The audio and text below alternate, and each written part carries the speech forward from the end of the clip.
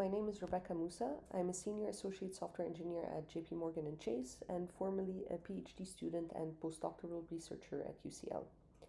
In this video, I will present a work done during my studies at UCL in collaboration with Dr. Azar from the Lebanese American University and Professor Federica Sarro from University College London. Our work, titled On the Effectiveness of One-Class Support Vector Machine in Different Defect Prediction Scenarios, stems from the area of predictive modeling, which is a key technology in software analytics that has been adopted to tackle different software engineering areas ranging from project management and requirement engineering to software testing and maintenance. It exploits information from past events in order to determine patterns and predict future trends and outcomes by using data mining, statistics, machine learning, and AI techniques. As shown here, a general predictive modeling process usually involves 5 main stages: business objective and model goal understanding, feature learning and engineering, model training, model evaluation and validation, and model deployment. Our work mainly focuses on model training and evaluation and validation in the context of software defect prediction. So let's talk a bit about software defect prediction. Software defect prediction is considered an important step towards software quality assurance. It aims to reduce testing costs and effort by flagging possible problematic software components before their deployment.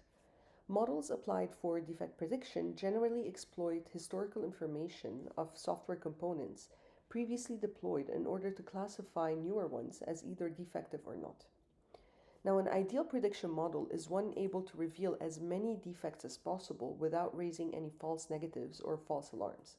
In other words, without flagging defective components as clean or non-defective components as defective. But achieving this in practice is much easier said than done. To this end, a large number of classifiers have been investigated to build accurate software defect prediction models.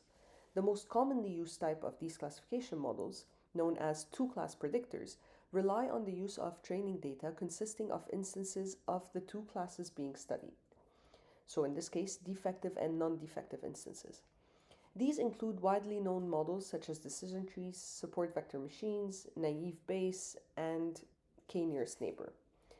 Now, the use of both classes allows such models to learn characteristics about both types of modules, possibly making the task of predicting a new unseen module more accurate. However, studies have shown that the performance of predictive models can be greatly affected by the nature of the datasets used. One very common problem that is encountered in defect prediction is the scarcity of defective models in real-world data. So deploying a technique that can accurately predict defects by only learning from non-defective modules would be a quite attractive solution to the highly imbalanced nature of the data in this field. So in this study, we tackle the defect prediction problem as a one-class classification task rather than a two-class one. One-class predictors are another type of classification models which have been recently gaining more attention. These techniques require the availability of one class only, so the non-defective instances, in order to learn the characteristics of the training data. An unseen module is classified as an outlier if its characteristics are very different from those learned by the model from the training set, and hence it does not lie within the boundaries created by the technique. In particular, in this study, we explored the use of one-class support vector machines, which works by bordering the instances that are considered normal, so those that are similar to what it has seen in the training set, and labels any instance which falls outside of the border as an anomaly or one that does not belong to the same class. So in this case, one that is defective. Now, while several studies have shown that one-class predictors can be successfully used to address various classification tasks suffering from imbalanced data, only 2 investigations have been carried out on the use of one-class SVM for software defect prediction, showing promising results when using one-class SVM for within-project defect prediction for the NASA datasets, and negative results when it is used for just-in-time defect prediction. In other words, prediction at commit level. In this paper, we further investigate the use of one-class SVM in different prediction scenarios, namely within project, cross-version, and cross-project, in the light of the more recent advances in defect prediction empirical research, including the use of more recent and robust data, hyperparameter tuning, robust evaluation measures, and statistical tests. Now, we carried out an empirical study and we benchmarked one class SVM with respect to a random classifier, its two class counterpart SVM, and other machine learning techniques. Specifically, we investigate both the canonical one class SVM as proposed in the literature, as well as the novel way to perform one class SVM hyperparameter tuning by using a minimal number of defective instances. Now, we refer to this as one class SVM tuned, and I'll discuss this a bit later. So we investigated three research questions. The first one being, does one class SVM outperform a random classifier?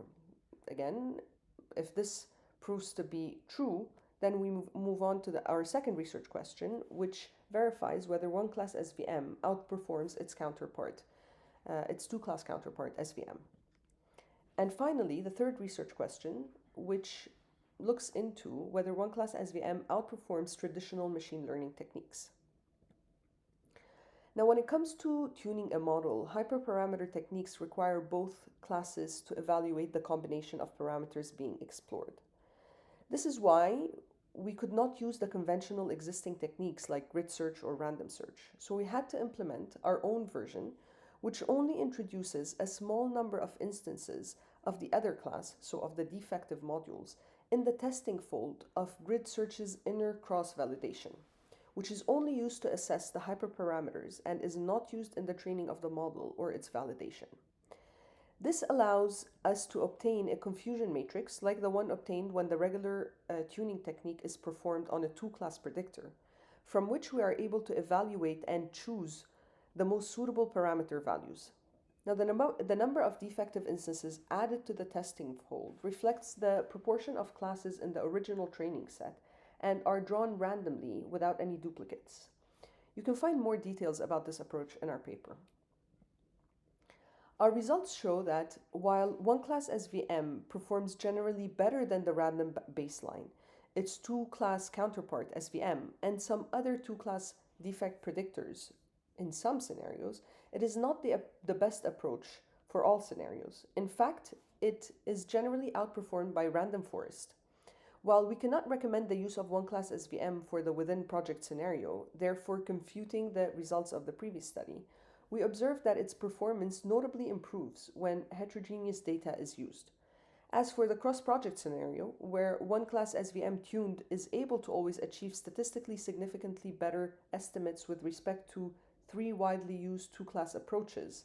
These are namely support vector machine, naive Bayes, and logistic regression.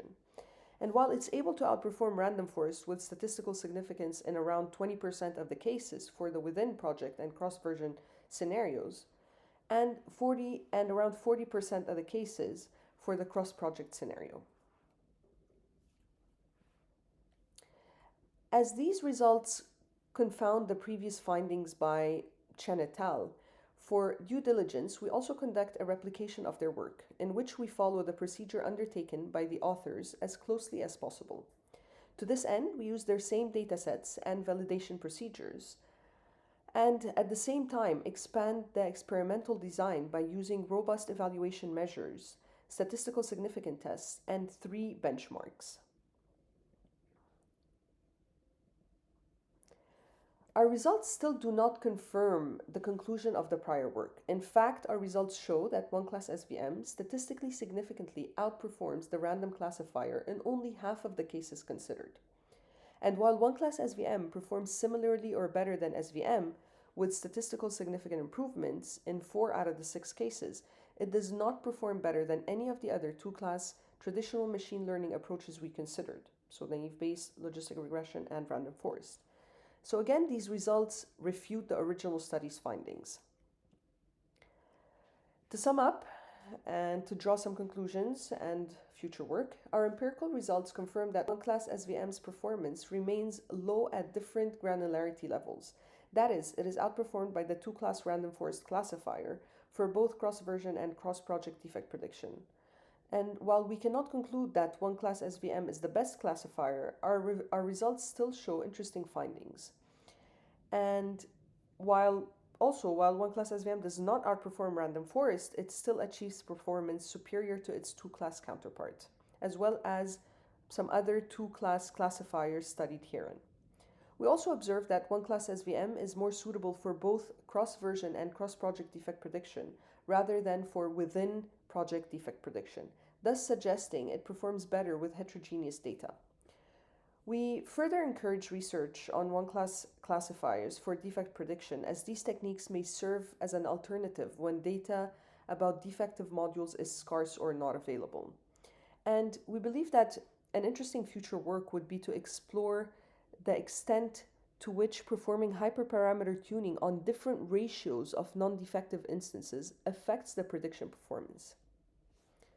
That's all for today. Thanks a lot for attending, and have a good day.